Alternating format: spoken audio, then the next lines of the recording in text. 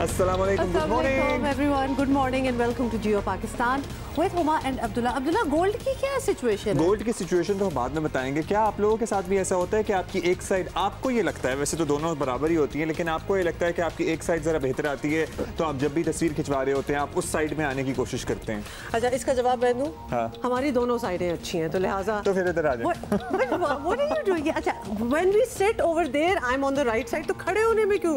बस पता नहीं क्यों, ये ज़हनी मसला है थोड़ा। अच्छा, anyway, अभी हम जो बात कर रहे थे, अभी हम ये बात कर रहे थे कि जनाब बहुत से लोग मशवरा दे रहे हैं कि गोल्ड खरीद लें, अच्छी इन्वेस्टमेंट साबित होगी, लेकिन मैं ये सोच रहा था कि जितना ऑलरेडी बढ़ गया है इससे ज्यादा क्या बढ़ेगा। मतलब अगर आपने ले लिया था ऑलरेडी किसी अच्छे वक्त में, तो वो बड़ी अच्छी इन्वेस्टमेंट साबित हुई होगी, although you were perhaps not anticipating. लेकिन अगर इस वक्त लेंगे, वैसे बाय द वे लेने वाले ले रहे हैं। अच्छा, हाँ बिल्कुल, अभी भी लोग खरीद रहे हैं इन एंटिसिपेशन ऑफ कोर्स कि ये और मजीद ऊपर जाएगा, और जिस तरह जा रहा है तो लगता है कि कुछ ना कुछ तो 1,17,000 से तजावुज कर गई है सोने की फी तोला कीमत। तो वो जो ज़माना था ना जब आप बेटों और बेटियों को शादियों पे गोल्ड दिया करते थे कि जनाब कितने तोले सोना है या कितने नहीं है, मेरा ख्याल है कि वो थोड़े अरसे बाद क्या अभी भी रिडंडेंट हो गया है।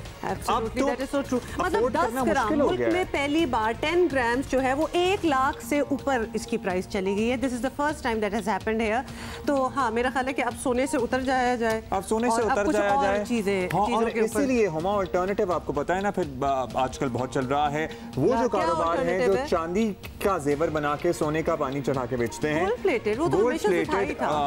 अब उनका रुझान बढ़ गया है बहुत ज्यादा। Gold is very important, I don't know why, somehow obviously जब शादियां खास तौर पे हो रही होती हैं, ऑल्दो अब जो बच्चियां हैं, ज्यादातर लड़कियां जो हैं, दे प्रेफर आर्टिफिशियल ज्वेलरी, क्योंकि वो जिन स्टाइल्स में आती है वो परहैप्स आप खरीदने के लिए रियल गोल्ड में तो आप इतना इन्वेस्ट नहीं करना चाहोगे, लेकिन पहनने का बड़ा दिल चाहता है। यू नो, बड़े फिल्मी डिजाइन होते हैं और बहुत कुछ आजकल हो रहा होता है, और वो हू बहू बिल्कुल ऐसा आप खरीद सकते हैं जो रियल लगता है। तो मतलब आपका बिग डे जो है वो उसमें गुजर भी जाए, और फिर अम्मी की तरफ से जो गोल्ड वगैरह मिलता है, दैट्स योर सिक्योरिटी। तो कहना ये था कि जरा अपने इन्वेस्टमेंट को संभाल के रखें। के बकरे भी पहलवानों से कम नहीं है। मक्खन, लस्सी, दूध से तो कम खुराकें ही नहीं है इन बकरों की। पहलवानों की, नॉट बकरों की। हम बकरों की भी। What? बिकॉज वो पहलवानों के बकरे हैं। और आप अंदाजन हमें बताइएगा कि इन बकरों का क्या वजन होगा। आपके जहन में क्या आता है इनको देख के? @JioPakistan TV हमारा ट्विटर हैंडल है। मेरे जहन में मैं कसम से आजकल पता क्या ढूंढ रहा था, एक तो होती है ना वो नॉर्मल सी ट्रेडिशनल सी बारबेक्यू अंगूठी जो जमीन पे रख के, हाँ अंगीठी आप जो जमीन पे रख के करते हैं, लेकिन मुझे लगता है बड़ा गर्मी में बड़ा मुश्किल काम हो जाता है। स्टैंड वाली में ढूंढ रहा हूँ, जरा मिल नहीं रही थी मुझे। अच्छा चले, एनीवे, अगर आप लोगों को पता है कराची में हम कहाँ से ले सकते हैं तो जरूर अब्दुल्ला की मदद कीजिएगा। और मैंने तो अपने बकरे का नाम भी सोच लिया, बकरा नहीं अभी आया है लेकिन नाम जरूर मैंने सोच लिया है, वो सरप्राइज है, वो आगे चल के बताऊंगा आपको। नहीं, अभी हम ये बात करेंगे। अब्दुल्ला की कोई अनोखी बातें होती है, लिहाजा हम लेट अस इग्नोर हिम और हम जरा ज़्यादा इंपॉर्टेंट इश्यूज पे आते हैं। और आपको बताएं कि जी कुछ इंटरनेट ऐप्स बंद कर दी गई हैं और कुछ बंद करने की बात हो रही है। पाकिस्तान दुनिया से कट कर कैसे रह सकता है? दुनिया आगे बढ़े और हम पीछे। कोई भी फैसला करने से पहले हर पहलू से सोचना होगा। अच्छा, ये जब बहस शुरू हुई थी ना, तो पहले तो मैं इसी ताज्जुब में था कि हम आज 2020 में जहां दुनिया के लिए ये मामलात इंपॉर्टेंट नहीं हैं, इन बहसों में क्यों पड़े हुए हैं। मैं आपको एक बात बता दूं कि बहुत से नहीं, लेकिन कुछ ऐसे मुल्क हैं जहां यूट्यूब का कुछ, अगर यूट्यूब की सिर्फ बात हो रही है तो वो है थोड़ा सा बैन, और उसके ऑल्टरनेटिव अपने एप्स जो हैं वो बनाए हुए हैं। हमारे यहाँ क्या ऑल्टरनेटिव एप्स आएंगे? कुछ नहीं। और दूसरी बात है कि अगर एक चीज चल रही है तो क्यों हमने बिला वजह का एक स्कैंडल, एक तनाजा क्रिएट करना है? बीगो बंद किया जा चुका है, जबकि टिकटॉक के खिलाफ भी अदालत में केस चल रहा है, यूट्यूब पर बंदिश का इंदिया दे दिया गया है। What is going on? वज़ीर आज़म इमरान खान की मुआविन खुसूसी बराए डिजिटल पाकिस्तान तानिया इदरीस ने कहा कि यूट्यूब की बंदिश मसले का हल नहीं है। सोशल मीडिया अकाउंट पर तानिया इदरीस ने लिखा कि पाकिस्तान में 3 साल यूट्यूब पर पाबंदी थी, जिसने मकामी सतह पर मवाद तैयार करने वाले इको सिस्टम को भी महदूद कर दिया था। वज़ीर आज़म, आपको पता है कि IT टेक्नोलॉजी कितनी बड़ी इंडस्ट्री है। वज़ीर आज़म की मुआविन खुसूसी बराए डिजिटल पाकिस्तान तानिया इदरीस तो अपनी सी कोशिश कर रही हैं, लेकिन जो हमारी IT की वजारत है वो as a trade off use की जाती है, इत्तेहादियों को दे दी जाती है कि जनाब पॉलिटिकल सेटलमेंट उससे की जा सके। वो शोबा जो पाकिस्तान को अरबों खरबों रुपए कमा कर दे सकता है, हमारे हमसाया मुल्क की एग्जांपल हमारे सामने है, वो हमने अभी बस बेकार सी वजारत समझ के हर चीज एक फ्यूचरिस्टिक पॉइंट ऑफ व्यू से अगर देख रहे हैं ना, because the world is changing, this is one of दोस्त। तो इसको अगर अभी से आप काटना शुरू कर देंगे तो इससे क्या फलना फूलना है, जिस तरह आप कह रहे हैं। अच्छा जी, अब इकोसिस्टम ने फलना फूलना शुरू किया है, ये उनका कहना था तानिया इदरीस का। हज़ारों अफराद के लिए रोजगार के मौके पैदा हुए हैं। दूसरी जानिब आपको बताएं कि जियो न्यूज़ के प्रोग्राम आज शाहजेब खानजादा के साथ में गुफ्तगू करते हुए वफाकी वजीर फवाद चौधरी ने भी यूट्यूब पर पाबंदी की मुखालफत की। रोज ये धमकी देना शुरू कर देंगे, हम आपको बंद कर देंगे, हम आपको बैन कर देंगे। वो कहते हैं जी आपका जब दिल आता है आप बैन कर देते हैं। कोई अदालत में किसी जज साहब को बात पसंद नहीं आती, वो कहेंगे बंद कर दो, फलाने को बंद कर दो। इस तरह से मुल्क नहीं चलते। सेंसरशिप आप इस तरह से नहीं कर सकते। बैन आप करके अपने पाँव के ऊपर कुल्हाड़ा मारेंगे। हजारों नहीं लाखों लोग जो हैं वो टेक के कारोबार से वाबस्ता हैं, और जब ये कंपनीज आपको कारोबार नहीं करती तो आपका मामला जो है वो ठप हो जाता है। सुप्रीम कोर्ट ने सोशल मीडिया और यूट्यूब पर काबिल एतराज़ मवाद का नोटिस लेते हुए वज़ारत ख़ारिजा और अटॉर्नी जनरल को नोटिस जारी किया है। इसी में हम बात करते हैं तहरीक इंसाफ की रहनुमा और कौमी असम्बली की कायमा कमेटी बराए IT की रुकन मोहतरमा कंवल शौज़ब साहिबा ने हमें ज्वाइन किया। शुक्रिया कंवल साहिबा, आपने वक्त दिया। कंवल साहिबा, एक दो एप्लीकेशंस और डिजिटल प्लेटफॉर्म्स बंद कर दिए गए, टिकटॉक और यूट्यूब पर बंद करने की बात हो रही है, तो हुकूमत का क्या मौक़िफ़ है? हमें ज़रा क्लियर कट पता लगे। क्या हुकूमती सतह पर भी यही सोचा जा रहा है जो फवाद चौधरी और तानिया इदरीस की तरफ से बात सामने आ रही है कि ऐसा नहीं होना चाहिए? देखिए जी, हुकूमत का भी यही मौक़िफ़ है कि ये बदलता टाइम है और टेक्नोलॉजी का दौर है और बहुत सारी दुनिया जो है वो इन प्लेटफॉर्म्स को यूज़ करते हुए बहुत आगे की चीज़ें कर रहे हैं, और हमारी यूथ को भी बहुत सख्त ज़रूरत है कि उनको डायरेक्शन दी जाए और इन फोरम्स का एक मुस्बत इस्तेमाल किया जाए। एक जिस तरह तरक्की याफ्ता ममालिक में इस्तेमाल होती है उस तरीके से इस्तेमाल किया जाए। मैं नहीं समझती हूँ कि हुकूमत किसी भी ऐसी चीज़ की फेवर कर सकती है जिससे हम टेक्नोलॉजी में मज़ीद पीछे चले जाएँ, तो बंद करना इसका कोई हल नहीं। कंवल, खुशी हुई कि आप भी बिल्कुल ऐसे ही सोचती हैं। बाकी दुनिया की तरह पाकिस्तान में भी इस वक्त बहुत लोगों का रोज़गार जो है वो बराह रास्त यूट्यूब से मुंसलिक हो चुका है, तो अगर इसको बंद किया जाता है तो मुतबादिल क्या होगा? ऑल्टरनेटिव भी तो कोई सोचना होगा। देखिए, मैं बिल्कुल इससे एग्री करती हूँ। बहुत सारे लोग हैं जिनको प्रिंट मीडिया में या इलेक्ट्रॉनिक मीडिया में मौका नहीं मिलता, तो वो सोशल मीडिया के थ्रू बहुत सारा अच्छे काम कर रहे हैं। हमारे बहुत सारे एंकर हजरात हैं जिन्होंने अपने यूट्यूब के चैनल्स बनाए हुए हैं और बड़ी अच्छी उस पर परफॉर्मेंस है। बहुत सारे लोग इससे मुस्तफ़ीद हो रहे हैं। तो इसका अल्टरनेट अभी जब दुनिया एक चीज़ पे चल रही है तो उसका अल्टरनेट कोई भी नहीं है इस वक्त। तो बेहतर ये है कि हम इसके लिए रूल्स एंड रेगुलेशंस, जिस तरह पहले भी एक प्रपोज़ल दिया था हुकूमत ने, उसी तरफ आएँ ताकि ये सारे फोरम्स जो है ये आवाम को अवेलेबल हो, लेकिन एक पॉजिटिव तरीके से अवेलेबल हो और इसके अंदर हम एक अच्छे तरीके से इसको कंट्रीब्यूट कर सकें। अच्छा कंवल साहब, इस वक्त YouTube वीडियोस का एक बड़ा ज़ख़ीरा है और इसमें कोई शक नहीं है कि इंटरनेट पर अब तक इसका मुतबादिल मौजूद नहीं है, तो इसमें मौजूद काबिल एतराज़ मवाद को हटाना ज़्यादा बेहतर फैसला होगा या हम क्लियर कट आपसे जाने YouTube को बंद कर सकते हैं हम लोग? मैं क्योंकि इंफॉर्मेशन टेक्नोलॉजी की जो हमारी कमेटी है मैं उसकी मेंबर हूँ और ये मुतअद्दिद बार हमारे पास ये सारे मसाइल आते रहते हैं, तो मैं बड़े ज़िम्मेदारी से ये बात कर रही हूँ कि बहुत सारी प्रॉक्सीज़ हैं। बच्चों को, नौजवानों को जब आप एक चीज़ रोकते हैं तो उसका कोई और ज़रिया ढूंढते हैं, वो इलीगल तरीके से एक्सेस ले लेते हैं। जब यूट्यूब पे कदगन लगी थी पाकिस्तान में तब भी लोग यूट्यूब को एक्सेस कर लेते थे, और जिस चीज़ से हम रोक रहे थे उस तरफ वो ज़्यादा जा के उसको देख रहे थे, और वो जो ममनून किस्म की वेबसाइट्स थी या यूट्यूब के चैनल्स थे या मवाद था उसको ज़्यादा सर्च किया गया। तो इसलिए इसके लिए रेगुलेटर का एक किरदार जो है सोशल मीडिया में वो बहुत ज़रूरी है।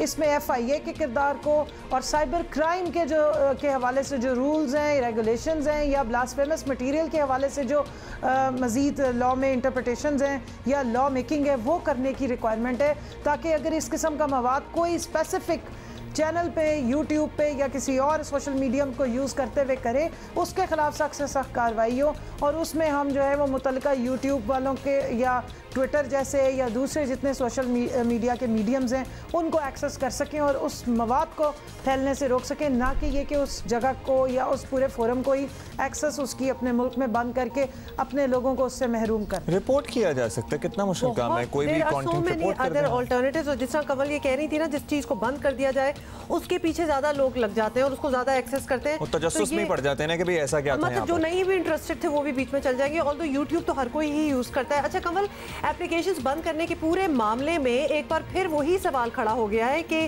क्या सोशल मीडिया को भी प्रिंट मीडिया और इलेक्ट्रॉनिक मीडिया की तरह किसी परहैप्स रेगुलेटर की निगरानी में करना चाहिए, इसकी ज़रूरत है, तो इस पर आपका मौक़िफ़ क्या है?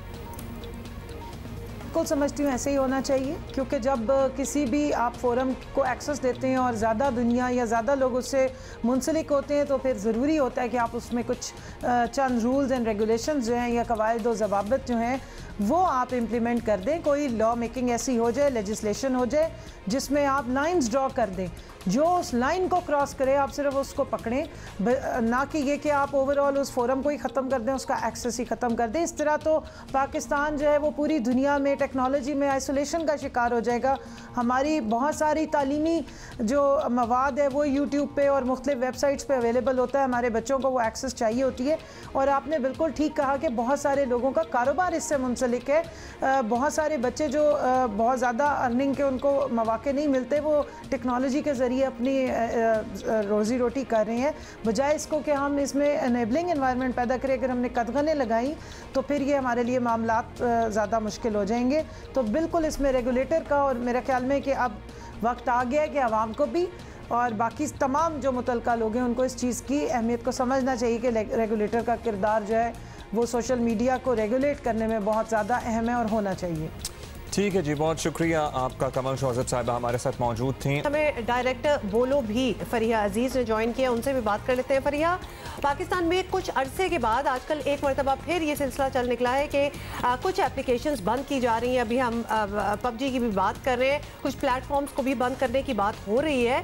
वो प्लेटफॉर्म्स यूट्यूब वगैरह जो कि बहुत यूज़ होते हैं पाकिस्तान में, टिकटॉक और यूट्यूब ख़ास तौर पे इस लिस्ट में सबसे आगे हैं। तो ऐसा हुआ तो इसका नुकसान क्या हो सकता है, क्या स्केल है नुकसान का? ये नुकसान हम पहले भी यूट्यूब 3 साल तकरीबन बंद रह चुका है और नुकसान सबसे ज़्यादा पाकिस्तानी यूज़र्स और सिटीजन्स को ही होता है, क्योंकि आप वेबसाइट बंद कर देते हैं तो बाकी ममालिक में तो ये सर्विस मौजूद होती है। दूसरी चीज़ ये है कि ये सोचा जाता था कि ये सिर्फ आपके जो प्लेटफॉर्म्स हैं ये एंटरटेनमेंट के लिए इस्तेमाल होती है, जो कि हमें पता है कि ऐसा नहीं है। यहाँ इससे ये ज़रिया आमदनी भी बहुत लोगों के लिए बना है, चाहे वो टिकटॉक हो जाए, यूट्यूब हो जाए। तो और ख़ास तौर पे अब जब हम कोविड और पैंडेमिक की बात कर रहे हैं और एम्प्लॉयमेंट वैसे ही कम है लोगों के लिए ऑप्शंस, और ऑनलाइन ज़राए ही आप इस्तेमाल करेंगे, तो उस हवाले से भी फिर आपके जो एक डिजिटल इकोनॉमी की बात कर रहे हैं ज्वाइन करने की, एक डिजिटल पाकिस्तान का तस्वर हो रहा है, तो वो कैसे हो सकता है जब आप इस तरीके से कुछ चीज़ों की बंदिश कर देंगे? ना कंपनीज़ ने फिर आपके पास आना है, ना इन्वेस्टमेंट ने आना है, और जो आपके बुनियादी हुकूक हैं वो भी सर्व हो रहे हैं। अच्छा, ये बताइएगा भैया कि इससे पहले भी जब यूट्यूब को बंद किया गया था तो कई मौक़ों पर हमें लगा कि पाकिस्तान में शायद इसका कोई मुतबादिल मिल जाएगा या बना लिया जाएगा, लेकिन नहीं मिला। और आज के दौर में यूट्यूब पर इतना सब डेटा ऑलरेडी, पाकिस्तानी आर्टिस्ट और कंटेंट क्रिएटर का कितना डेटा है उसका मुतबादिल तो कोई नहीं हो सकता। इन लोगों ने अपनी ज़िंदगियाँ लगा के डेटा क्रिएट किया। वो जो यंग व्लॉगर्स हैं, आप बहुत से नाम हम गिनवा सकते हैं, उन्होंने बहुत पैसा, एनर्जी इन्वेस्ट की है। ऐसे मुल्क हैं जहाँ मुतबादिल हैं भी एज वेल। तो I mean by the way, doctors, engineers, उन लोगों को क्यों भूल रहे हैं आप? वो भी अपनी रिसर्च वगैरह सब कुछ यूट्यूब पे डालते हैं। कितने स्टूडेंट्स पढ़ते हैं इससे, तो क्या हम मुतबादिल हम ला सकते हैं? अगर होगा भी मुतबादिल तो उस पर ये कंटेंट तो अवेलेबल नहीं होगा जो ऑलरेडी यूट्यूब पर है। ये मुतबादिल तो 2010 से ये बातें चल रही हैं, जब फेसबुक 1 महीने के लिए बंद किया गया था कि इसका मुतबादिल बनाना चाहिए। उस वक्त मिलत फेसबुक की बातें हुई थी, यूट्यूब का मुतबादिल बनाने में हर्ज नहीं है, लेकिन उसमें मसला ये है कि इसके ये मतलब नहीं है कि फिर आप तमाम लोगों को फोर्स करें कि अब ये हम बंद करेंगे तो मुतबादिल जिसने भी बनाया है आप इस पर आ जाएं। दूसरी चीज़ ये कि अगर तो एक ग्लोबल इम्पैक्ट है, वहाँ पे एक रीडरशिप है, कंटेंट है, तो आप उससे बिल्कुल लोगों को हटा देंगे और उस तक रसाई नहीं होगी। जिन लोगों ने अब तक अपने बिजनेसेस, अपने जितना भी कंटेंट एजुकेशनल भी डाला है या एंटरटेनमेंट कंटेंट, तो वो फिर क्या अपने जो है प्लेटफॉर्म मूव करेंगे, उसके एक्सपेंसेस अलग हैं, तो ये क्यों उनको करना पड़े? चलें जी, शुक्रिया आपका फरीहा। और एक बहुत ही वियर्ड स्टोरी हमने आपसे शेयर करनी है। इससे पहले जब ये बात सामने आई थी तब भी हमने ताज्जुब का इज़हार किया था, भाई ये कौन से ज़माने में रह के हम बात करते हैं कि उसने टिकटॉक पे वीडियो बना ली, तो उसको नताइज भुगतना पड़ रहे हैं। कि एयर होस्टेसेस उनके साथ भी हुआ था। और एक और स्टोरी भी है, एक और स्टोरी, और वो स्टोरी है कि लाहौर में टिकटॉक पर वीडियो अपलोड करने वाली लेडी कांस्टेबल वफा तौकीर को नौकरी से बरतरफ कर दिया गया है। नो वार्निंग, नथिंग, कुछ नहीं बताया गया। आपने टिकटॉक पे वीडियो बनाई है, आउट। ये आजकल की दुनिया में हो रहा है। आपको बताएं कि साबिक लेडी कांस्टेबल का कहना है कि ये जो वीडियो थी वो 8 महीने पहले ट्रेनिंग के दिनों में उन्होंने बनाई थी और मालूम नहीं वीडियो कैसे लीक हो गई। मतलब ऑब्वियसली उनका प्राइवेट अकाउंट था, लेकिन सवाल ये है कि आजकल के नौजवान तो ये सारी एप्स इस्तेमाल करते हैं। मतलब जब आप लोगों को भर्ती कर रहे हैं अपने इदारे में, क्या आप चाहते हैं कि वो इतने, I am sorry to use the word, कि डड हो कि उनको पता ही नहीं है कि क्या इर्द गिर्द हो रहा है? ऑफ कोर्स दे नो, आजकल के नौजवान है, उनको पता है क्या चीजें, वो इस्तेमाल करते हैं चीजें, and that is something you should want from your employees. हाँ। अजीब सी बात है, wouldn't you want your employees कि वो बिल्कुल आजकल के जमाने के हो या फिर एग्रेसिव कोई पुराने 50 साल पुराने आप ले आए? और ऐसी बातें करके पता नहीं लगता है कि कौन सी काबिल एतराज। ये मासूम सी वीडियोस होती हैं जिसमें कोई गाना चल रहा होता है, कोई अदाकारी कर रहे होते हैं लड़का लड़की। रीविजिट दैट एयर क्रू वाला जो सारा सीन था, उन्होंने भी जो लड़कियों ने बनाया था, किया गया था। What is the problem? ये लगता है कि जाती तौर पर कोई तंग आ जाता है और कहता है कि चलो ये अच्छा बना है, आओ इसको निकालो। जनरेशन गैप का मुझे लगता है यहाँ पे मसला है इधर से।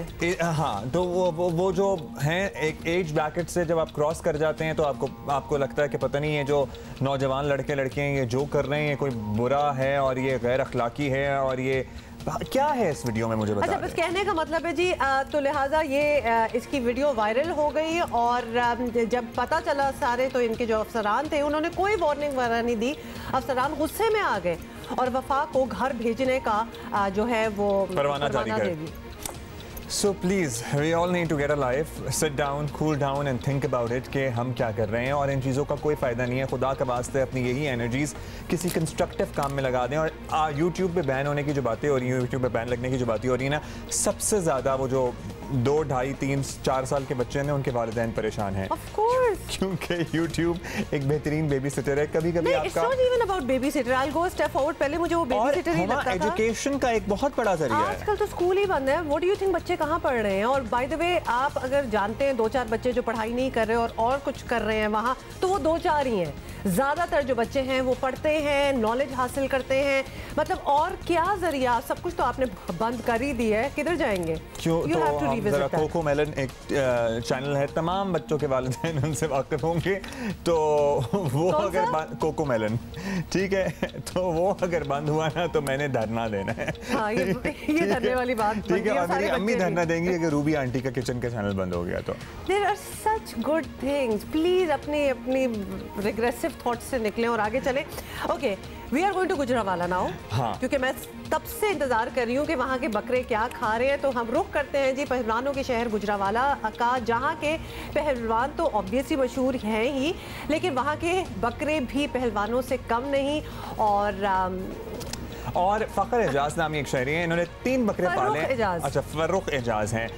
हम बकरों पे तवज्जो थी इसलिए फर्रुख को इग्नोर कर गए, लेकिन फर्रुख साहब आपने बड़ी ज़बरदस्त मेहनत की है और ये बकरे जो है ना, ये मेहनत से ही और शौक से ही पल सकते हैं, ये खरीदे नहीं जा सकते हैं। हैवी वेट बकरे हैं। क्या खुराक इन्हें दी जाती है, किस तरह से देखभाल होती है, उस्मान खलील हमें बताएंगे। Over to you Usman. जी अब्दुल्ला और आज हम आपको दिखाते हैं कि पहलवानों के शहर के जो बकरे हैं वो भी किसी पहलवान से कम नहीं। मेरे साथ जो ये बकरा खड़ा है इसका नाम है हीरो, साथ में जो है लाल बादशाह है, साथ में जो है बिल्लू है। तीनों जो है पाकिस्तान के जो है हैवी वेट बकरे हैं और इनको जो है ख़ास खुराक दी जाती है। उनमें जो है मक्खन है, दूध है, दही है, साथ में दीगर मुरब्बा जात इनको खिलाए जाते हैं और तीनों जो है हैवी वेट बकरे हैं। और साथ में इनको जहाँ पर रखा गया है वहाँ पर चिरर लगाए गए हैं ताकि इनका खास तौर पे जो है ख्याल रखा जाए। फर्रुख एजाज नामी जो है शहरी ने खुद जो है इनकी देखभाल की है। इस वक्त हमारे साथ मौजूद हैं, इनसे बात करते हैं। जी भाईजान, इसको क्या क्या खिलाते हैं और किस तरह जो है इसकी परवरिश करते हैं? हमने पूरे साल इनको बहुत मेहनत से तैयार किया है, बहुत ही मेहनत होती है। जैसे इनको खाने में हम देसी खुराक है जैसे घी, दूध, मक्खन, दाना वगैरह इनको देते हैं। इनको मुरब्बा जात खिलाए जाते हैं, दही लस्सी दी जाती है, बहुत मेहनत की जाती है। पूरे साल में बहुत प्यार से इनको तैयार करते हैं। जैसा कि आपने इनकी बात सुनी, इनका कहना है इनको जो है पूरा साल जो है देसी खुराकें जिनमें मुरब्बा जात, दूध और दही और साथ में घी दिया जाता है। उसके बाद जो है ये इनका जो है वज़न बढ़ता है। आप देख सकते हैं कि किस तरह जो है ये खूबसूरत बकरे हैं और तमाम के तमाम जो है तीनों जो है गुजरांवाला के हैवी वेट बकरे हैं। जी वेरी नाइस, वेरी वेरी। इतने मज़ेदार चीज़ें खिलाई जा रही हैं, क्या इनकी खुराक है? और नाम तो मुझे इतने अच्छे लगे हैं। किसने नाम रखा होगा? वेल फरूख नहीं रखा होगा, हीरो, लाल बादशाह, बिल्लू। बिल्लू, लेकिन ये तो नाम है पुराने ज़माने के। मैंने जो अपने बकरे का नाम सोचा है वो बता रहे हैं आप? नहीं। अच्छा, अब्दुल्ला ने अभी मुझे बता दिया था अब, लेकिन वो इतना ज़बरदस्त नाम है और कैसे सोचा कि अपने बकरे का वो नाम रखे, मैं नहीं इसको शेयर करूंगी, ये खुद बताएं। मैं सोच रहा हूँ बकरा जब ले लूँगा ना तो उस तस्वीर के साथ फिर शेयर करूँगा। और एक तनाज़ा जो नहीं होना चाहिए था लेकिन हो रहा है। वज़ीर साइंस और टेक्नोलॉजी ने पहले कह दिया था कि मुल्क में ईद उल अज़हा 31 जुलाई को होगी, लेकिन रुयत हिलाल कमेटी की जानिब से अगस्त को मनाने का ऐलान किया गया। चांद के मामले पर फिर भी बहस जारी है। इस मामले में इस्लामी नज़रियाती काउंसिल ही कोई रहनुमाई करते, मुल्क के जय्यद उलमा कराम मिल बैठ कर सर जोड़ कर बैठें तो ज़ाहिर है कोई फैसला हो जाएगा। वफाकी वज़ीर साइंस और टेक्नोलॉजी फवाद चौधरी ने ज़िलहज के चांद से मुताल्लिक़ दावा किया था कि चांद 21 जुलाई को नजर आएगा और ईद उल अज़हा 31 जुलाई को होगी। मरकजी रुयत हिलाल कमेटी ने मुल्क भर में 21 जुलाई को चांद नजर न आने का ऐलान किया था। और इस पर फवाद चौधरी ने फिर एतराज़ात किए हैं। क्या कहा था एग्जैक्टली, सुनिए जरा। जो भी बंदा जो नजर रखता है खुद ही देख ले कि चांद जो है वो पहली का है या दूसरी का है। क्या हम एक ऐसी तशरीह को माने जिसमें मंतक ना हो, दलील ना हो और ये कहा जाए कि नहीं पुरानी टेक्नोलॉजी हलाल है, नई टेक्नोलॉजी हराम है। पाकिस्तान वाहिद मुल्क होगा जिसमें आप 1 अगस्त को ईद कर रहे हैं। पूरा आलम इस्लाम एक तरफ है, पाकिस्तान एक तरफ है। अंधे को भी कल नजर आ रहा था कि चांद जो है वो दूसरे का है। हमने एक बार नहीं तो 150 बार कहा है कि आप आए, हम आपसे ये तो आप समझ लें कि ये हम क्यों कह रहे हैं कि ये आसान है करना। और आपको बताएं कि चेयरमैन मरकजी रुयत हिलाल कमेटी मुफ्ती मुनीबुर रहमान अपने मौक़िफ़ पर कायम हैं और उनका कहना है कि साइंस और मजहब दोनों एतबार से ये पहली का चांद था। 30 का चांद निस्बतन बड़ा ही नज़र आता है। और चेयरमैन रुयत हिलाल कमेटी का कहना था कि फवाद चौधरी ख़ुद को साइंस का इमाम समझते हैं। और इस्लामी नज़रियाती काउंसिल के चेयरमैन किबला अयाज का कहना है कि वजारत साइंस और उलमा को एक साथ बैठ कर ये तनाज़े हल करना चाहिए। इसी पे हम बात कर लेते हैं। इस्लामी नज़रियाती काउंसिल के चेयरमैन किबला अयाज हमारे साथ टेलीफोन लाइन पर मौजूद है। बहुत शुक्रिया किबला साहब। वज़ारत साइंस और टेक्नोलॉजी की एप्लीकेशन कुछ और बता रही है। वो कहते हैं जी चांद पैदा हो गया था, सिर्फ बादलों के बायस नज़र नहीं आया। रुयत हिलाल कमेटी ने कुछ और बता दिया। एक बार फिर ईद पर तनाज़ा सा पैदा हो गया है। माजी में ये तनाज़ात पहले भी रहे हैं, लेकिन इस मरतबा पहले तो हम ये देखते थे मुल्क के मुख्तलिफ हिस्सों में कोई और ऐलान कर देता था, लेकिन इस मरतबा तो बड़ी एक डिवाइडेड ओपिनियन सामने आ रही है। बहुत अहम सवाल किया आपने। वो तो खुद फवाद चौधरी साहब का बयान आया है कि उन्होंने अपने नज़र का इजहार किया है और ये कहा है कि ये चांद आप खुद देख लें, ये पहले दिन का चांद है या दूसरे दिन का। लेकिन साथ ये भी कहा है कि ईद बहरहाल रुयत हिलाल कमेटी के फैसले के मुताबिक हो। तो अब ये तो तयशुदा है कि कौमी असम्बली ने एक करारदाद के जरिए ये जिम्मेदारी जिस इदारे को दी है, जिस बॉडी को दी है, वो है रुयत हिलाल कमेटी। तो उसी के ऐलान के मुताबिक 1 अगस्त को पाकिस्तान में ईद उल अज़हा का इनेकाद। अच्छा, लेकिन बात यह है कि किबला अयाज साहब के इस बार भी ईद गुजर जाएगी और अगली ईद तक के लिए ये मसला जो है वो टल जाएगा, लेकिन इसका कुछ मुस्तकिल हल भी होना चाहिए। क्या इस्लामी नज़रियाती काउंसिल को खुद इस मामले को नहीं निपटाना चाहिए ताकि हर बार ना हो, बहुत लोगों की मुश्किल आसान हो जाएगी? तो क्या सोच रहे हैं आप इस बारे में? हमने तो तजावीज़ दी हैं और बहुत जामे तजावीज़ दी हैं। फिर ये कैलेंडर का मसला चौधरी फवाद साहब ने हमारी तरफ रेफर किया था, हमने उस पर काम भी शुरू किया, लेकिन इसके बाद फिर काबीना का फैसला आया और काबीना का फैसला ये था कि इस मामले को वजारत मजहबी उमूर देखे। चुनांचे आज इस्लामी नज़रियाती कौंसिल वजारत मजहबी उमूर के साथ मिलकर इस मसले के हल की कोशिश कर रही। अच्छा किबला अयाज साहब, आपकी मौजूदगी का फ़ायदा उठाकर नैब के मामले पर भी बात कर लेते हैं। इस्लामी नज़रियाती कौंसिल ने कुछ अर्सा पहले नैब के तरीक़ाकार पर सख्त सवालात उठाए थे। एहतसाब के अमल और नैब के किरदार से मुताल्लिक़ आपकी राय कुछ बदली है या आपकी रिजर्वेशंस तहफ़्फ़ुज़ात अभी भी कायम हैं?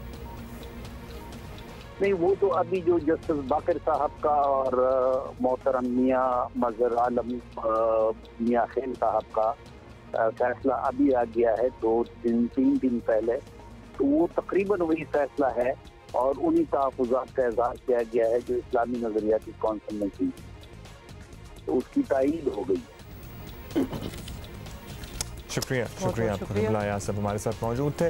वैसे मेरा ख्याल है कि अब इस इब्हाम को ज़रा इससे क़तई नज़र सबको एक पेज पे आ जाना चाहिए और अभी जो अथॉरिटी है वो रुयत हिलाल कमेटी ही है और उसी का फैसला मुक़द्दम और मुक़द्दस भी होना चाहिए, तो उसी को मद्देनज़र रखते हुए सबको अपने जहन में डाउट्स को लाए बगैर उसी के मुताबिक मीट करनी चाहिए। कल कुछ और कह रहे थे आप? अच्छा, इट्स ऑल राइट ना, मैं कह रहा था कि डाउट तो आ गया है, लेकिन अब थोड़ा सा अब आगे टाइम गुजरने के साथ मुझे लग रहा है कि मेजॉरिटी इस तरह ना डिविजन्स बहुत ज़्यादा क्रिएट होंगे। ईद 1 को है, 1 अगस्त को है, एक्सेप्टेड। बस बेसिकली आपकी कहने का ये है ना कि आगे चलो आगे। दोबारा से हम आपको याद कराना चाहते हैं कि पोलियो मुहिम पूरे मुल्क में जारी है। अपने बच्चों को पोलियो के कतरे पिलाइए प्लीज़, बिल्कुल कोताही ना कीजिए, क्योंकि कोविड की वजह से, कोरोना की वजह से कुछ अरसा, कुछ महीनों ये मुहिम तातुल का शिकार रही है, लेकिन अब ये हेल्थ वर्कर्स अपनी जान हथेली पर रखकर आपके बच्चों की हिफाजत के लिए, पाकिस्तान के मुस्तकबिल की हिफाजत के लिए घर घर जा रहे हैं। इनको दरवाजे से वापस ना लौटाइएगा। ये अच्छी बात की है, पूरी शायराना बात करी, मतलब में आंसू आने वाले थे, रोना आ रहा था क्या हो रहा है। और एक्चुअली ये बड़ी सीरियस बात है कि प्लीज, मतलब ये बात बड़े दिल से निकली है। और ये why would they do that, मतलब ऑब्वियसली एक कोशिश है, काविश है कि पाकिस्तान से पोलियो फाइनली दुनिया का मेरा ख्याल है कि दूसरा तीसरा मुल्क ही रह गया है कि जहाँ है पोलियो, निकालें इसको, ख़त्म करें कि क्यों हम इतने रेजिस्टेंट हुए हैं टुवर्ड्स इट। सो या ये बात करनी थी, आपको याद दिलाना था। और अभी कुछ दिन और भी ये मुहिम चलेगी और अगर ख़त्म भी हो जाती है और आपको एहसास हो जाता है कि जी हमने नहीं डलवाए पोलियो के कतरे, अपने बच्चों को नहीं पिलवाए, कल आखिरी दिन है, लेकिन at the same time polio की जहां हम एम्फेसिस कर रहे हैं, अब बहुत से बच्चे पैदा हो रहे हैं, ज़ाहिर है वो कारोबार ज़िंदगी तो चल रहा है ना, ऐसे में बहुत से बच्चों को हिफाजती टीकों का प्रोग्राम वो भी नहीं लगाया जा रहा, उसके बड़े अलार्मिंग नंबर सामने आ रहे हैं, उस पर भी लोग कोताही कर रहे हैं, अस्पताल जाने से गुरेज कर रहे हैं। तो प्लीज़ अपने बच्चों के हिफाजती टीके बर वक्त लगवाएं, उसमें ही ना बरतें, क्योंकि कोविड से बचाने के चक्कर में आप बहुत बड़ी खुदा न खास्ता अपने बच्चों को बीमारियों का शिकार कर सकते हैं। मसले हो सकते हैं, लेकिन इंशाल्लाह नहीं होंगे if you follow what we are saying. और स्टोरी भाई, but you will have to wait for that, क्योंकि हम उनसे खुद पूछेंगे, उनसे बात करेंगे और पूछेंगे कि ये कैसे हुआ।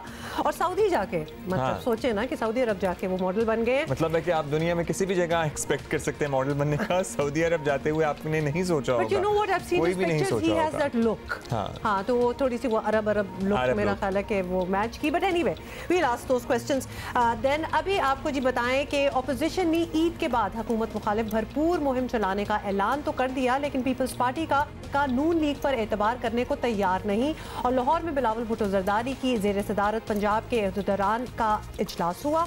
कमर जमान कायरा, एतजाज एहसन और चौधरी मंजूर समेत दीगर रहनुमा शरीक थे। ज़राए ने बताया कि बिलावल ने नून लीग के साथ मिलकर हुकूमत मुखालिफ तहरीक चलाने से मुतालिक आगाह किया। इस मौके पर बाज़ शुरका का कहना था कि नून लीग अपोजिशन को इकट्ठा करने में संजीदा नहीं, ख़ास तौर पर एतजाज एहसन इस मामले में पेश हैं। खुद बिलावल ने भी गुज़श्ता रोज़ एक्चुअली इस बारे में बात की थी, क्या कहा था सुनिए ज़रा।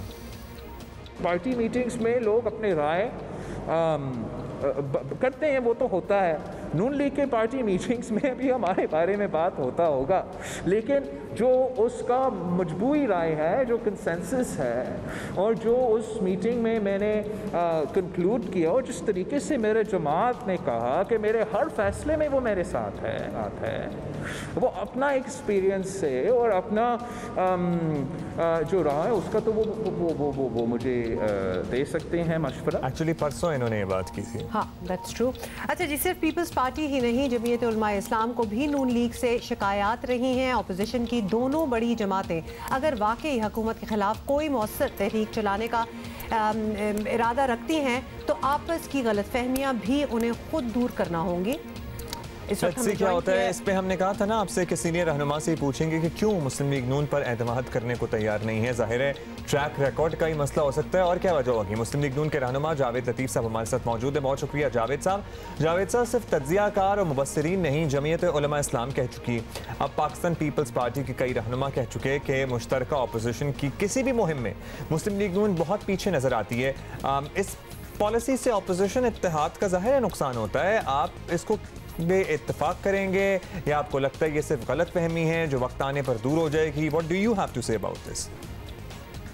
नहीं, कतई नहीं, मगर ये मैं ज़रूर अर्ज़ कर दूँ कि ये कोई एक जमात नहीं है, दो मुख्तलिफ नज़रियात की हामिल जमातें हैं और माजी में हम एक दूसरे के ख़िलाफ़ इलेक्शन लड़ते रहे हैं, फ्यूचर में भी एक दूसरे के ख़िलाफ़ इलेक्शन लड़ेंगे।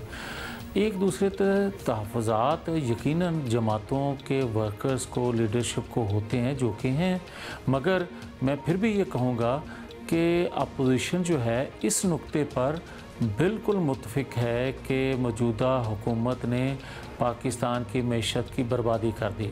मौजूदा हुकूमत ने पाकिस्तान में महंगाई का एक सैलाब लेकर आई, बेरोज़गारों में इजाफ़ा किया। इन्होंने लोगों को छत मुहैया करने की बजाय लोगों की छत सर से छीन ली। ये सारी वो इश्यूज़ हैं जिस पर अपोजिशन इकट्ठी है और आपको नज़र भी आएगी। बाकी ये बातें होना करना जमातों के अंदर चलता रहता है, मगर पूरी अपोजिशन इस नुक्ते पर ज़रूर इकट्ठी है कि मौजूदा हुकूमत जो है वो पाकिस्तानी कौम के मफाद में नहीं है। राइट, जावेद लतीफ़ साहब ये भी बताएं कि पीपल्स पार्टी आपके बड़े करीब है आजकल, तो इस पार्टी के लोग मुस्लिम लीग नून पर शक करें तो कोई छोटी बात तो ऑब्वियसली ये नहीं है, तो क्या लीगी क़यादत ये तहफ़्फ़ुज़ात बिलावल भुट्टो या जरदारी साहब तक नहीं पहुँचाएगी?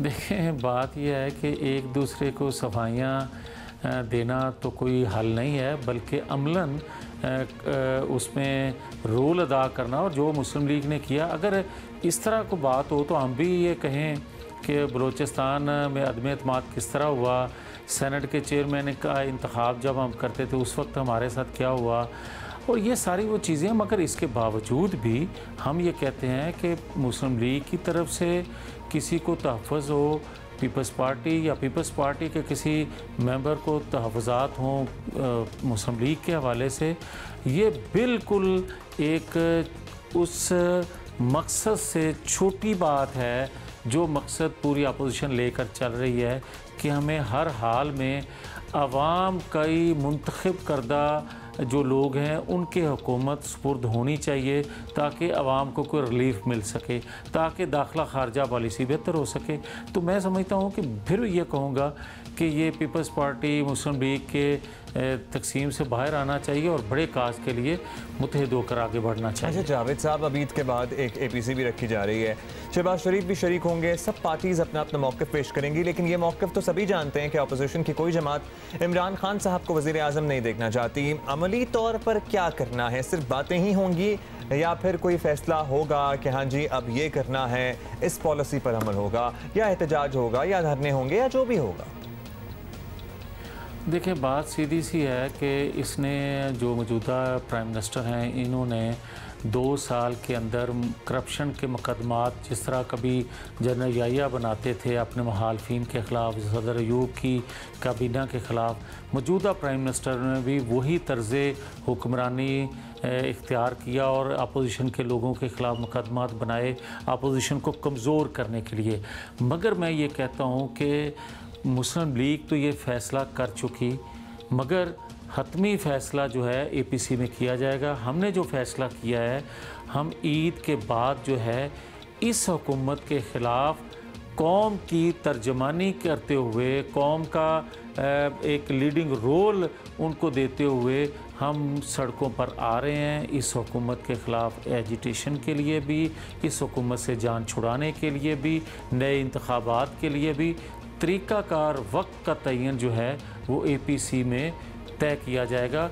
मुस्लिम लीग अपने तौर पर फैसला कर चुकी है और वक्त का तयन APC में होगा। बहुत शुक्रिया। सड़कों पर आ रहे हैं, बस ये सड़कों पर आने का फैसला, ये जो कोरोना की सूरत हाल है ना, उससे ज़रा रिलेट कर लीजिएगा कि अगर कम हो गई है तो फिर ही आइएगा सड़कों पे, वरना ज़रा मुश्किल हो जाएगी लोगों के लिए। हाँ, it's going to be difficult. Institute of public health के डीन प्रोफेसर की डीन हैं ज़रफ़िशा ताहिर हमारे साथ मौजूद हैं, और university of veterinary and animal sciences Lahore से मुंसलिक हैं डॉक्टर ताहिर याकूब।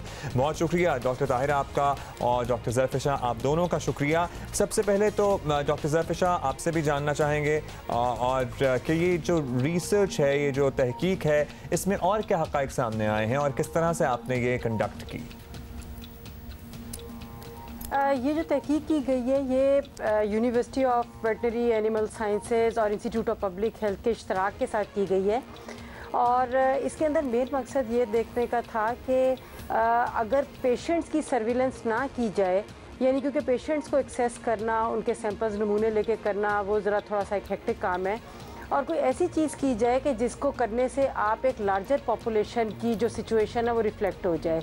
उसके लिए सीवरेज में, क्योंकि ये जो वायरस है पहले इसका ये इस्टेब्लिश किया गया प्रोफेसर ताहिर यकूब साहब की फसादत से कि इसको ये इस्टेब्लिश किया गया कि ये स्टूल में सिक्रीट होता है। फिर सीवरेज में जब इसकी आइडेंटिफिकेशन हो गई तो उसे हमें ये पता चला कि अगर किसी इलाके के सीवरेज के पानी में ये वायरस मिलता है तो इसका मतलब है कि उस इलाके में ये मरीज़ इसके सिग्निफिकेंट नंबर में मौजूद हैं, और फिर अगर ख़ास तादाद में ये वायरस वहाँ पे मिलेगा तो उसको उस एरिया को लॉकडाउन करने के भी जो है उसका डिसीजन लिया जा सकता है। सो इस तरह सिर्फ सीवरेज की सर्विलेंस के थ्रू हम स्मार्ट लॉकडाउन पे जा सकते हैं। अच्छा doctor Tahir, how did you reach this conclusion? मतलब आपने जब अपनी रिसर्च स्टार्ट की तो ऑब्वियसली सैंपल्स वगैरह तो आपने लिए होंगे, क्या आपने उन जगहों से स्टार्ट की रिसर्च जहाँ ज़्यादा कोविड केसेस थे और आपको लगा कि इसके कोई और रीज़न भी होता है? मतलब how did you reach this conclusion?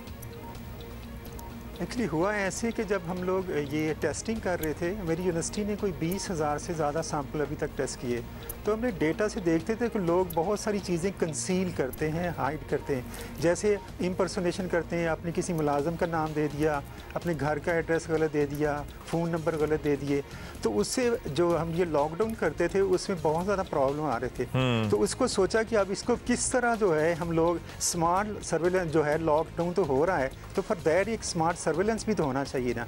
तो इसलिए हमने सोचा कि ये अब क्योंकि जब एस्टेब्लिश कर लिया कि ये फीसिस में जो है वायरस एक्सक्रीट होता है, शेड होता है, और यूरिन में भी शेड होता है, तो फिर ये अगला मरहला आया कि अब ये देखा जाए कि सीवरेज में भी जाता है कि नहीं। फिर उन्हीं हॉस्पिटल, जो 3 हॉस्पिटल हम लिए थे, उनके सीवरेज से हमने ये जो वायरस है उसको डिटेक्ट कर लिया, और ऑलमोस्ट 100% जो है उन जो सीवरेज से जितने भी हमने सैंपल लिए सबसे डिटेक्ट हो गया। अच्छा डॉक्टर, ये बड़ी अलार्मिंग बात होती है, सॉरी आपको यहाँ पे कट करेंगे, और ये आपसे क्योंकि मेरे जहन में तजस्सुस ये बढ़ रहा है कि अगर सीवेज में ये वायरस है तो क्या ये नुकसान भी पहुंचाने के काबिल है सीवेज में मौजूद होते हुए? क्योंकि हमारे यहाँ तो अल्लाह माफ़ करे ऐसे भी केसेस हैं जहाँ पानी की लाइनें गटर के लाइनों से मिल रही हैं, तो ये तो सोच कहाँ जा रही है फिर?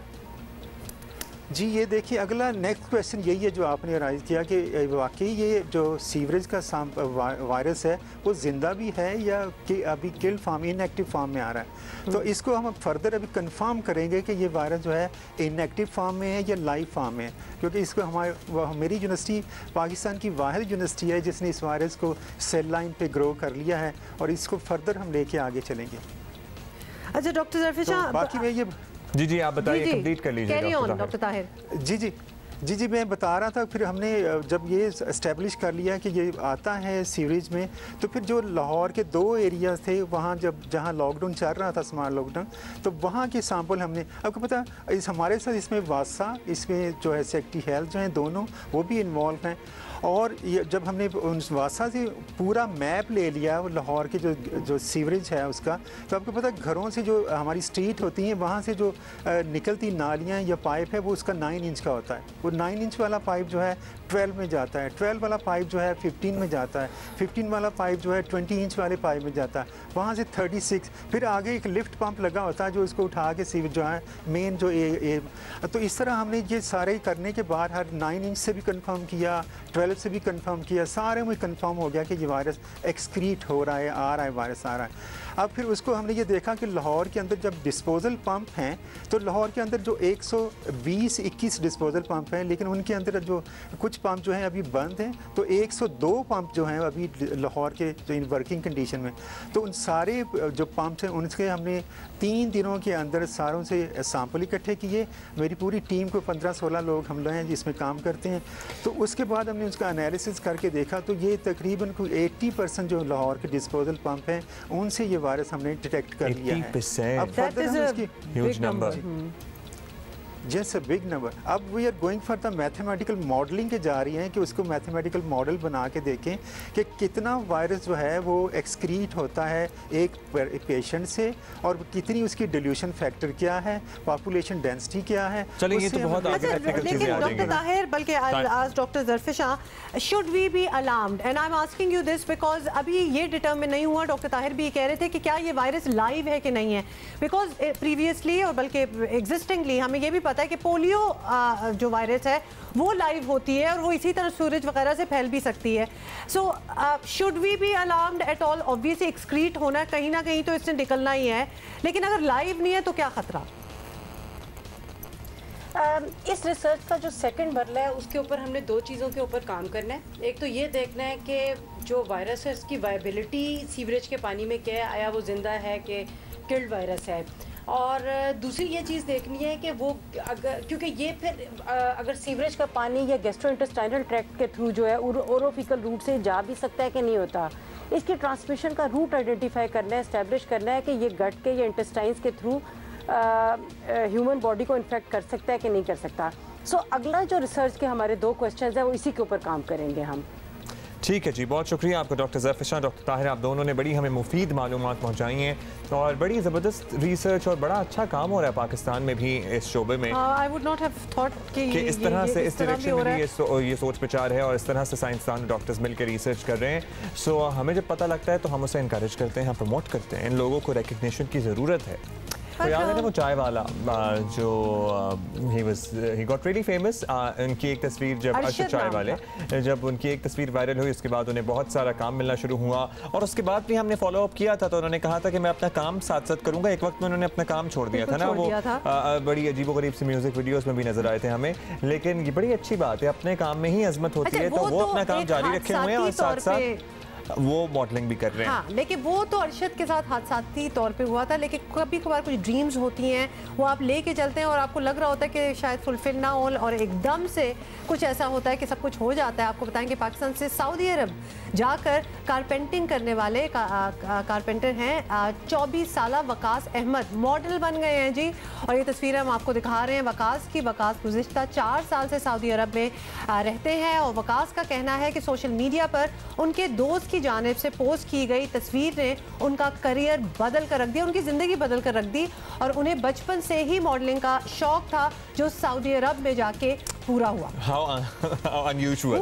तो वकास, अस्सलाम वालेकुम, कैसे हैं आप? और बड़ी इंटरेस्टिंग आपकी स्टोरी है। अब ये बताइएगा कि 4 साल हो गए आपको सऊदी अरब में काम करते हुए, क्या हुआ अचानक से एक दिन कि आपको ये मॉडलिंग की ऑफर्स आना शुरू हो गई? क्या आपने ऐसे ही अपनी एक तस्वीर ली जो किसी और ने अपलोड की या आपने खुद अपलोड की और फिर आपसे लोगों ने रब्ता किया या कोई आपके वर्कशॉप पर आया और उसने कहा कि जनाब आप यहाँ क्या कर रहे हैं, आपको तो मॉडल होना चाहिए? जी वालेकुम सलाम। सबसे पहले तो मैं जी न्यूज़ का शुक्रिया अदा करना चाहूँगा कि जिन्होंने मुझे अपने शो में इनवाइट किया। उसके बाद मैं पाकिस्तानी वाम का और सऊदी लोगों का भी शुक्रिया अदा करना चाहूँगा जो सपोर्ट किया।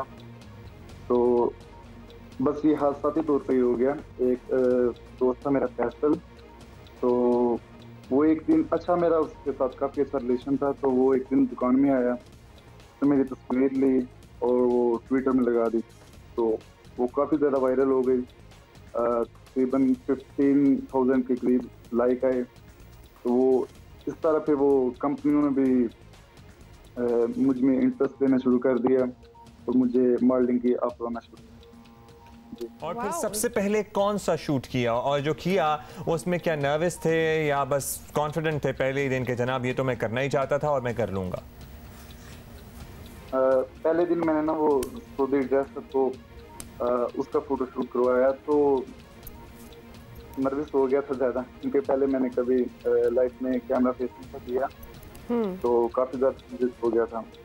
अच्छा, तो ये ज़रूर बताइएगा कि अभी ब्रेक में भी आपसे बात हो रही थी, तो शौक तो आपको हमेशा से था मॉडलिंग का और आप चाहते थे कि आप मॉडल बने, तो जब आप पाकिस्तान में रहते थे आपने कोई कोशिश की थी, किसी एजेंसी को अप्रोच किया था? मतलब मैं ये समझना चाह रही हूँ कि ये तो चले हादसाती तौर पे सऊदी में आपको ये आपने शोहरत बना ली, लेकिन कितना स्ट्रगल करना पड़ता है अगर वाकई इस इंडस्ट्री में घुसना हो? कुछ किया था आपने?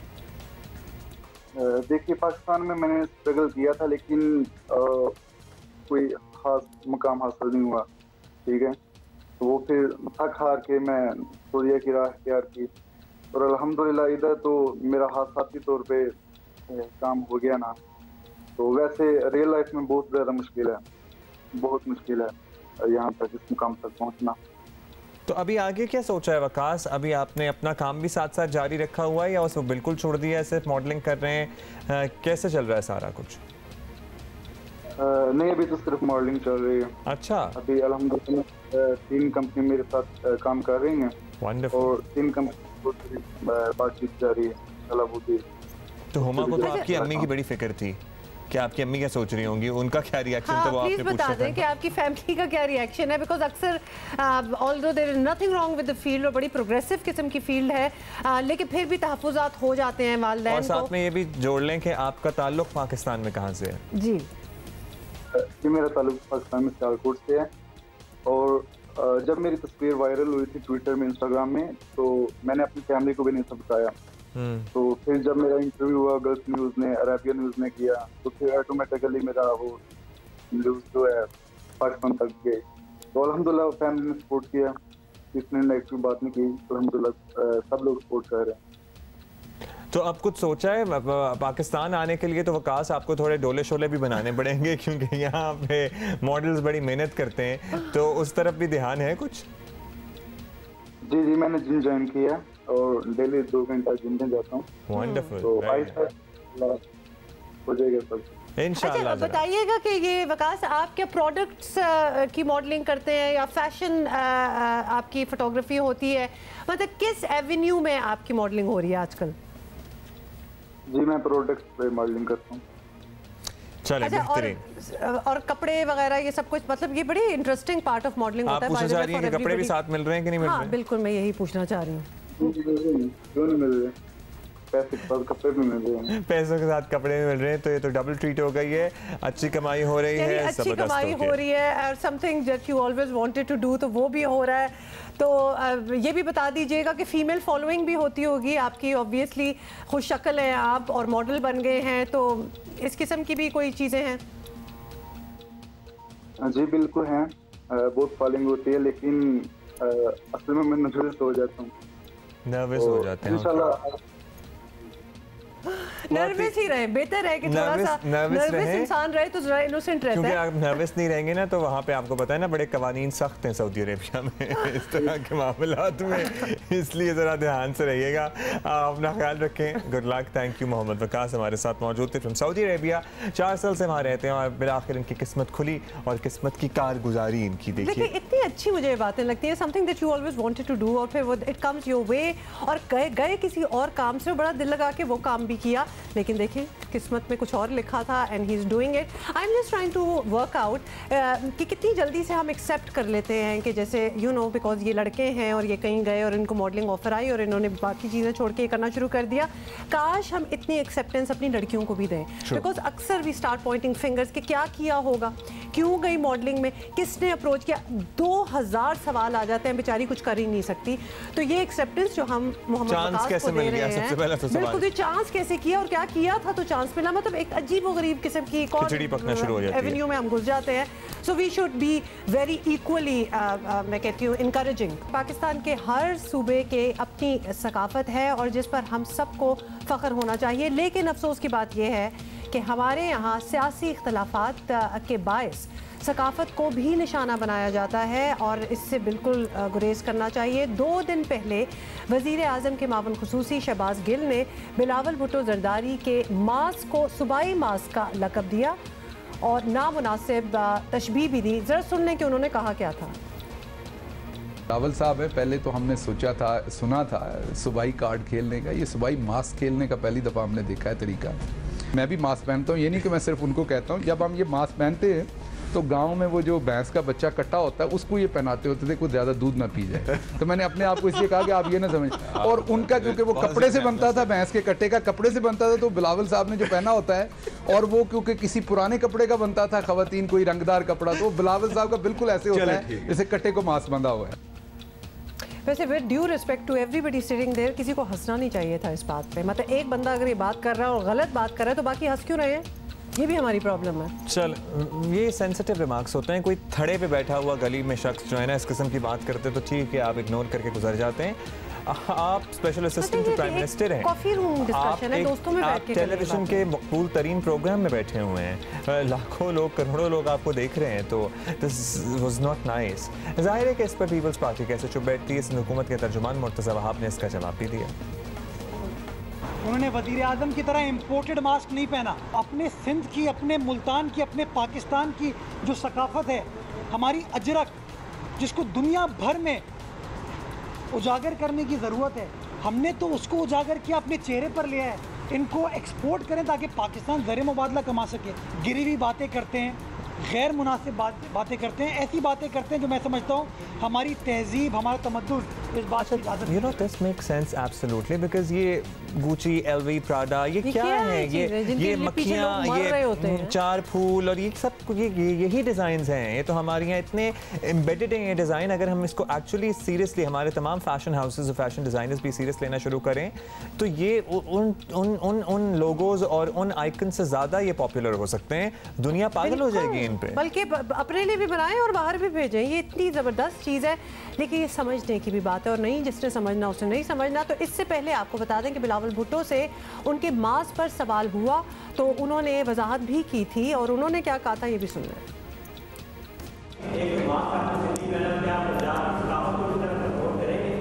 अच्छा, ये सिंधी मास्क है,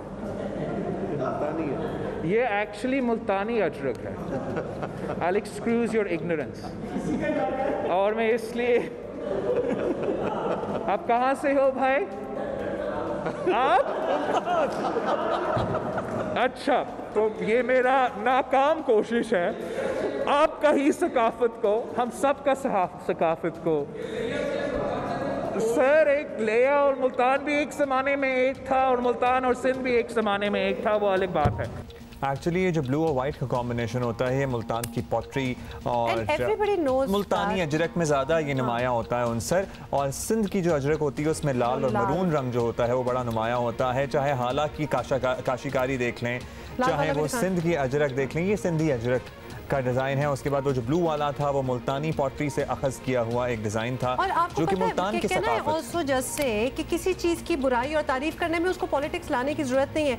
अब आपके 100 इख्तलाफ हों, Bilawal is a young guy, मतलब वो एक फैशन फॉरवर्ड आदमी है। सो व्हाट अगर उन्होंने ये पहन लिया, मतलब ज़रूर पहने, मैं तो कहती हूँ अच्छा किया है पहना है उन्होंने। अच्छा जी, इमरान खान साहब ने क्या कहा था ज़रा ये भी सुन लीजिए। और अचक नहीं का जरा ड्रामा सुनो। बड़ी चादर पहनी हुई है ऐसे करके, बड़ा कोई बेसी आदमी लग रहा है। हम भी, मैं भी थोड़ी देर के लिए पागल बन गया अचक नहीं से। मैं भी का बड़ा कुछ मलंग आती है। देखिए, सारे कल्चर्स हमारे अपने, हम पाकिस्तानी हैं। अपने आप को पंजाबी, सिंधी इस तरह तो नहीं कह रहे we are from Pakistan, we are Pakistani. तो हर चीज़ को ओन करो ना। चाहे कोई पगड़ी पहने, अजरक पहने, सिंधी टोपी पहने, बलोची शलवार पहने, ये सब पाकिस्तान के खूबसूरत रंग हैं, या फिर चित्राली शॉल पहने। अच्छा जी, इसी पे हम बात कर लेते हैं। यासिर पीरज़ादा कॉलम निगार हमारे साथ मौजूद हैं। यासिर, बहुत शुक्रिया आपने वक्त। यासिर, हमने अक्सर देखा है कि हमारे लोग अब पाकिस्तान के ही मुख्तलिफ इलाकाई कल्चर से वाकिफ़ नहीं है। जैसे कि प्रेस कॉन्फ्रेंस में उन्होंने पूछ लिया है सिंधी मास्क, हालांकि वो एक्चुअली मुल्तानी अजरक का डिज़ाइन था, which is a part of जनूबी पंजाब। तो ये बड़ी कदीम और मजबूत सकाफतें हैं, हम इनसे दूर कैसे होते जा रहे हैं? और अगर कोई कर लेता है तो फिर उस पर हम अजीब से सवालात उठाना शुरू कर देते हैं। किसी को नॉलेज हो तो उसको भी डांटते हैं कि तुम्हें क्यों है ये नॉलेज। ज़बानों को ही हम ले लें, अगर फ़र्ज़ करें तो हमारे सारे जो बच्चे हैं वो इंग्लिश मीडियम स्कूलों में पढ़ते हैं, इसमें कोई हर्ज नहीं, ठीक है। लेकिन हम उनको अपनी मादरी ज़ुबान में बात करना जो है वो इतना कोई काबिल फ़ख्र नहीं समझते। मिसाल के तौर पे पंजाब की मैं बात करूँ, पश्तूनों में तो खैर ये मैं बहुत अच्छी मुझे ये बात लगती है कि वो पश्तो में बात करते हैं, which is really very good. लेकिन हमारे यहाँ बदकिस्मती से हम पंजाबी में बात करने को बड़ा कोई मायूब समझते हैं।